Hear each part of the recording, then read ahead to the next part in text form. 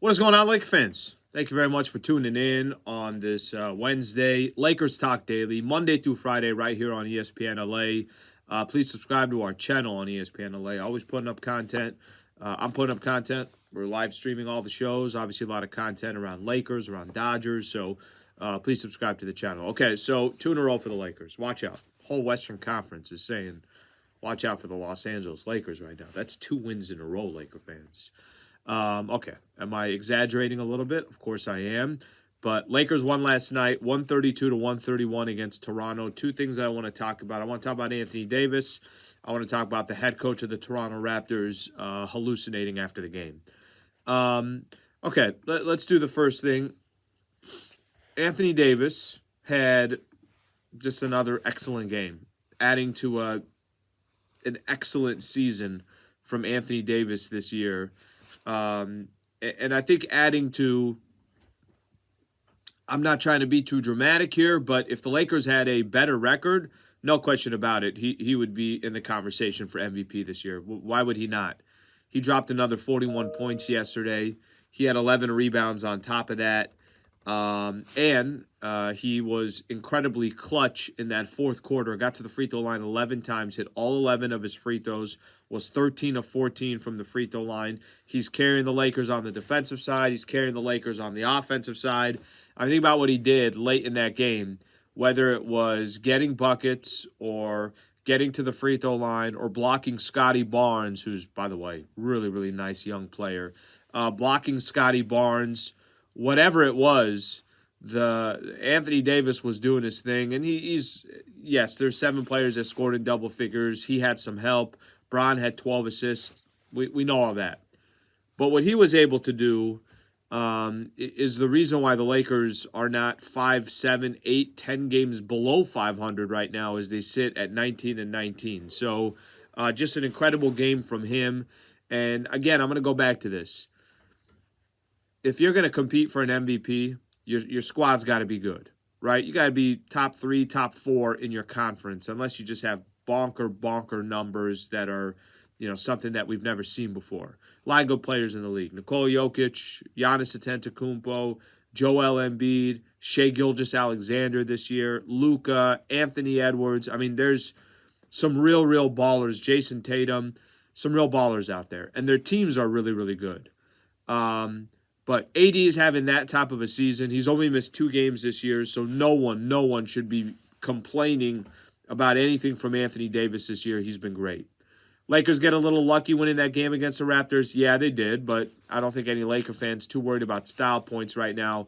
They're just trying to stack up W's because of the situation that the Lakers are in, and just trying to build any type of momentum. There was a stat yesterday that when the game ended, it was a little glaring. Don't get me wrong. I mean, even as a Laker fan, it's like, wow, well, that was a big advantage for the Lakers. It was the free throws. Lakers took 36 free throws last night. 36. Toronto took 13. Lakers made 28 free throws. Toronto made 8. So Lakers were plus 20 from the free throw line as far as just the actual totals. They were plus 23 in free throw attempts.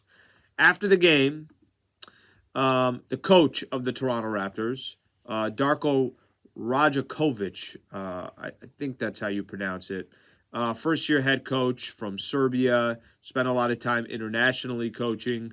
Yeah, he was not too happy with the refereeing. And I'm going to read a couple quotes from the game.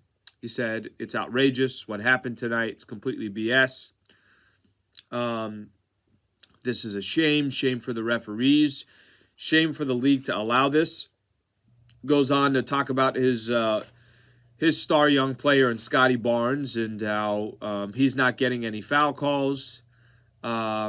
He clearly was not happy with the NBA, with obviously what's going on and the free throw discrepancy.